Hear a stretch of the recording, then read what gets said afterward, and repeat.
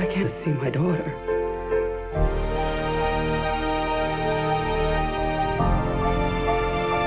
Everything comes full circle.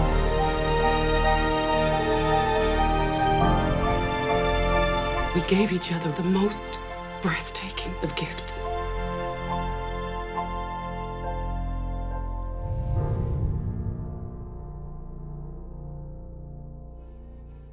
We're here today to talk with composer Carter Burwell about his score for the new movie Carol. Carter, you've worked before with director Todd Haynes, right? Yes, we did Velvet Goldmine and Mildred Pierce, this HBO miniseries together. Would you say he's a sensitive director when it comes to the use of music? He's an incredibly sensitive director when it comes to the use of music. He's very astute and, well, I can give you a story that describes how sensitive he is. On Velvet Goldmine, I remember I played a sketch for him, and a couple weeks later, we're just going over things before we finally record them, played the same sketch for him, and he said, "This is different, isn't it?" And I said, "No, it's the same. I haven't changed anything." He said, "The reverb sounds different." And it's true. I'd actually changed the reverb, but I would never have imagined anyone could have noticed that, especially given like the couple of weeks that passed in between the two hearings. But that's how sensitive he is. He can hear the most subtle little changes. And ever since that day, I've taken his opinion very seriously when he has something to say about music. Tell us briefly what the film is about and what kind of challenges it posed for you as a composer. Well, the film is based upon a novel by Patricia Highsmith. When it first came out, it was called The Price of Salt, and it was written under a pseudonym. She had already written Strangers on a Train. So she was a fairly well-known novelist at that point. She'd sold that to Hitchcock. And then she wrote this novel that's about a lesbian love story. And it was potentially scandalous for its time because at the end of the novel, no one commits suicide, no one goes back to their husband. Basically, it's a happy ending. Her agent and her publisher said, "You cannot put this out. We can't publish it." So in the end, she put it out under a pseudonym, and it came out it was a hit actually as a 25-cent paperback, and sold millions of copies. Because there are a lot of people out there who wanted this story. It just couldn't be told in the normal channels. So that's basically the story. It's about a love between a young woman who, Patricia Highsmith actually had this experience of working in a store, seeing this older, sophisticated woman come in, being fascinated with her, and that experience gave her the impetus to write the story about a young woman who basically becomes infatuated with this older woman, and they develop a real relationship. Where'd you learn so much about train sets? Oh, I read. Too much, probably. That's refreshing. Thank you. Merry Christmas. Merry Christmas. I like that. So what did you have to do musically here? It's a pretty delicately told story. Very delicately, very carefully doled out, because it's a romance. You could look at it in other terms, but it's a romance, and Todd has just very carefully examined the process of falling in love, and that's what the music does as well. The first time you see each other, the first time you get to spend time alone together, all these little steps are taken very carefully. And so we, as Todd was editing and I was working on the music, we were thinking, okay, this is what this moment really is about. This is, what this moment really is about. And but at the same time, you can't, as a composer, you can't simply examine the moments, because there are a couple of other things. You want to get to an ending, and you want it to be a path. It can't just be an aggregation of points. And typically in film music, we do that partly by using motifs. So the question, what are the themes? What are the themes? How do we break this down into themes? And so it was really a question of breaking down the process of falling in love into themes. And for me, I ended up with, this piano motif, which I called Fascination, and it's about the way you are in this heightened state of sensitivity, and you kind of can't see other things. Your focus comes down to just this one person, or just one person's hand. There's another theme that's really about the physical excitement of your heart beating, and when you're thinking about that person or with that person. And then there's finally that pain. There's a theme for the pain of being apart from the beloved. And those were those basically are the three themes that exist in this film that develop as the love develops. So what kind of name is Belivet? It's Czech. It's changed originally. It's very original. Well, And your first name? Therese. Therese, not Teresa. No. Therese Belivet. It's lovely. And yours? Carol. Carol. The music is very, it seems to me to be very sort of chamber-like. There's strings and piano and maybe a few woodwinds and a harp. And I wonder if you can talk about why that combination seemed to fit the film. It's exactly right. It's definitely what you call a chamber work. I mean, it's a lot of it is really just string quartet, bass, piano, harp, and woodwinds. And I think that one of the first things I said to Todd about it was, because you're really just with these two characters. Other people walk through the movie, but really you're just all the time with these two characters. That some two solo instruments that can trade lines and interweave would be a nice way to approach it. And I chose clarinet and oboe largely for that. I like the clarinet because it has that lower register with this dark sonority. Would work with the look of the film, which is fairly gray and gritty a lot of the time. It takes place in New York, and sort of post-war New York around 1950. And then the strings are really they're the rhythm. They're that pace, that quickening of the pulse. In another approach to romance, the strings would play the melody, right? You'd have this swelling of strings, but it's not that kind of film, and it's not that kind of story. It's very restrained, and the characters they're restrained partly by circumstances. They live in a time when this love isn't something they can really just, wear on their sleeves, and but also honestly, I'm not even sure that the younger woman can even say what she's feeling. I'm not sure she knows what it is. So it's not that kind of film where things gush. It's really more about a careful trading of this and that, and so that's one reason why I think that the chamber orchestra works. It's very intimate. It's interesting to me that, there's sort of a lot of tentative moving back and forth, especially in the early days when they're sort of getting to know each other. And I'm wondering, when you made choices about how much to suggest to us musically, if there was love happening here or what the tentative nature was, how difficult is it to make those choices when you're looking there? How far do you go and when do you lay back? Well, for a film like this, it's critical. Those are the critical choices. And it's part of what I'm thinking as a composer is also, all right, I have this thematic element that I want to develop. So, I need to withhold some so that I have a place to go, right? I usually write sort of in order so that, which is not necessarily true. As you know, many films are not shot in order, but it is nice for me, as it is nice for actors, if you can shoot in order or write in order for me, because then my themes develop as I go through the film. I'm experiencing the development of the theme as I work my way through the film. But there's also that question of, okay, you've gone too far. I've developed a little too fast. And Todd will be very helpful with that, saying, I think we've gotten a little ahead of where this relationship is here, and dial it back a little bit. But that's critical to a score like this. How did Todd and you collaborate? Would you have him over to the studio and show him things? Was he, sometimes directors are off doing other things, was he an active collaborator?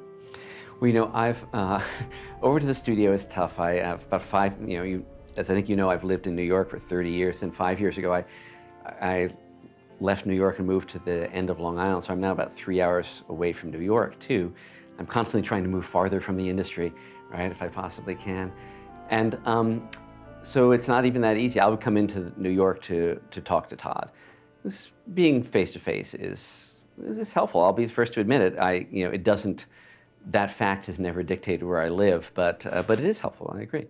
So I would usually send things in so that he had a chance to hear them before I'm there, and then I'll come in later that day or the next day and we'll talk it through. And I'm happy to have Todd and the music editor, who's also named Todd Casa. I was happy to have them take what I've sent, move it around, try it here, try it there, and I think that's great. I'd rather have them do that with my music than with temp music, right? I always tell the music editor, if you'd like me to run this off at a different tempo or something like that, or make it longer, I'm happy to do that, so that they can start basically treating it the way that people treat temp music, treat what I've written for this film. And they'll show me what they've done, and I'll show them what I've done, and that's sort of the form of the conversation. What would you say was the single most difficult scene you had to score? Well, it's probably the lovemaking scene. At a certain point in this film, when everyone has been so restrained and everyone has been so, self-contained, the characters themselves have sex for the first time, and it's, in a film like this, it's not steamy. It's in fact still fairly restrained. It's the very big moment in the film, but it's still shot with some restraint, and because that is the nature of this film. That is the way that Todd has made this film. Is that even when they give themselves unto each other in this way, there's the camera is not going to take advantage of that or exploit it in any way. And so the music, I needed to speak for the excitement and the fulfillment for the younger woman, the exploration, because experience she hasn't had before, and not get ahead of them. And there was a lot of modulation into that, like how far do I go, how fast, how slow, and I really there's almost, I have to say, almost all these dials like that's a little too fast, oh, that's a little too slow. It was really very carefully modulated. How long were you on the project? Sometimes it's great to get in early, maybe even at a script pre-production stage, but so many times composers are brought in at the end of shooting. How long did you have? Well, Todd sent me the script before he shot it. I guess when he was really heading to Cincinnati to shoot it. So I read the script and was able to, start thinking about it. But honestly, I don't typically write anything until I see some footage, and especially with Todd, who's very much a visual stylist. It's the look of the film is going to be at least as important as anything that's on the page. In this case, the script also, it's not a talky script. I do sometimes work on films where there's a lot of talking, but these characters are very pretty taciturn, and as I've said, a lot of the most important things they're not even able to talk about. So there's a lot of space in the script and in the film for music, and until I saw how Todd had shot it, how Ed Lachman had lit it, the color palette is very interesting, and the amount of space is an amazing canvas for a composer. What is it to be human? What is it to ache? What is it to be alive? Each person you speak to has had a day. Some of the days have been good, some bad.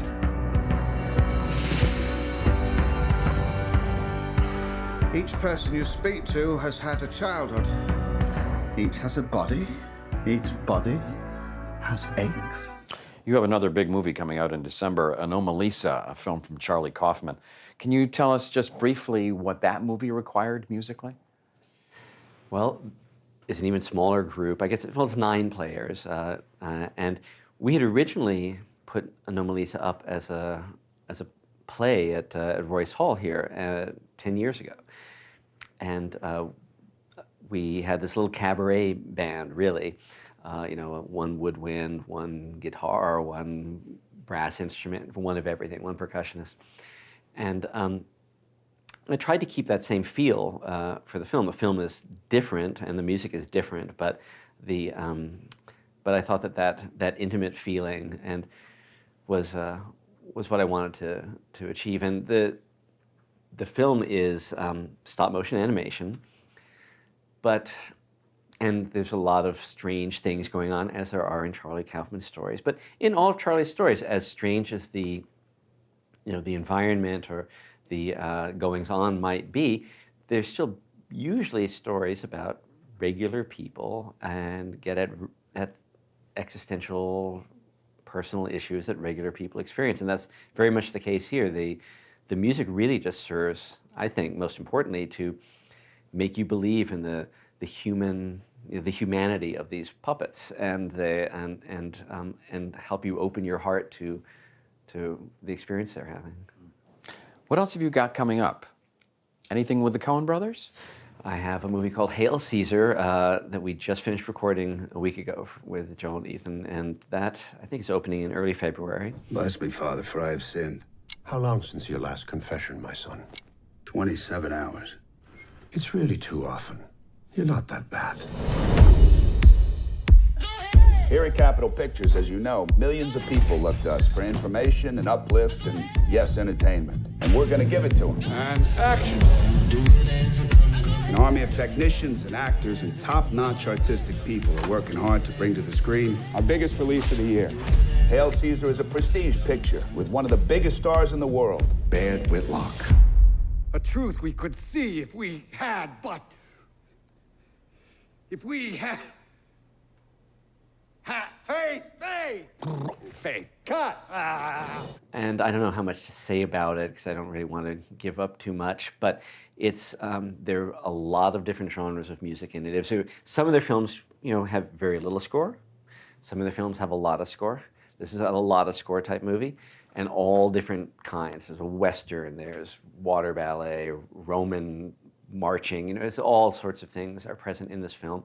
And one of the things I'm most interested in seeing when I see the finished version, which I don't think anyone has seen, they're mixing it now, is to what extent it really all gels into one film. I tried by reusing thematic elements in these different ways, even though we're in different forms, I was reusing some melodies, things like that, so that hopefully it gels and you feel like you're watching one story.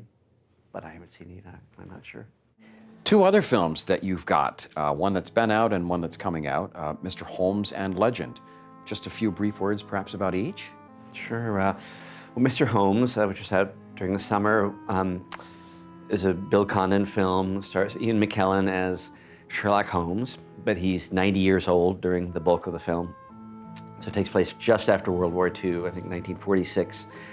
And he's got one foot in the 19th century when he was the famous Sherlock Holmes, but now he's in the middle of the 20th century and, he's a little out of place. The music tries to walk that way too. It's sort of 19th century, a little bit 20th century. And he's trying to solve a case, basically. It's the one that, this case that's bedeviled him his whole life. Watson is no longer with him, and Watson wrote all the books. So now it's up to Sherlock Holmes to try to write the last Sherlock Holmes book. Because he's Sherlock Holmes, he wants to get it all right. He's a very rational man. But his mind, he has the mind of a 90-year-old. He's forgetting things. He's not sure if he's imagining it or it really happened. And so in a way, the denouement, the happy ending, is he falls back on fiction. He realizes, fiction maybe really is the answer. And I think that's interesting. It's interesting from the point of view of a film and from the point of view of, we all get older and we all are writing the story of our own life. And maybe it's best not to rely too much on fact if you can avoid it. I don't know. And Legend? Well, Legend is a true story about the Kray brothers, who were these famous gangsters in London. I don't know that they're that well known here, but we recorded it, the music in Abbey Road in London, and there wasn't a taxi driver who didn't have a Kray brothers story. Everybody there did. And in this case, Tom Hardy plays both the brothers. They were twins. One is frankly a psychopath. The other one is the one who basically has a business mind of a good gangster.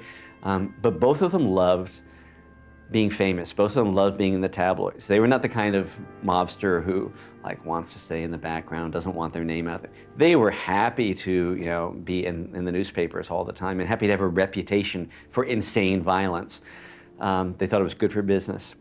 And into that very close relationship comes a woman, and Reg, the more sane brother, falls in love and gets married. And that's actually the the heart of the movie. The gangster stuff is just the environment, but it's really about a love triangle between these two brothers and this woman. And what did you have to do musically to accompany that? Well, I wanted to try to stay in the period. The period is very, suffuses the movie, so I didn't want to do anything that was outside of the 60s, and in particular, 60s in London. So some of it's more rock-oriented, some of it brings in, say, the strings, but I try to make them the sort of silky strings of the pop music of the period. And I think, again, one of the main roles of music in this movie was, just aside from painting that picture and accompanying the violence, was to take these characters who are, especially Ron, who's very off-putting, and find some vulnerability in him, some humanity that you can associate with him. And Brian Helgeland, the director, writer and director, really helped me there he took a theme that I had written actually for the woman, for Frances, this gentle guitar ballad, and he said, "Can we just try that against Ron?" It never would have been my idea, and it was really interesting. It actually completely changed my impression of the character, and so we ended up using that for Ron Cray, and it was an interesting, lesson in how my own preconceptions about the characters can sometimes be limiting, and it's why it's great to have other people around to say, no, let's throw it all up in the air and do it differently. Great. Thank you so much, Carter Burwell. It was my pleasure.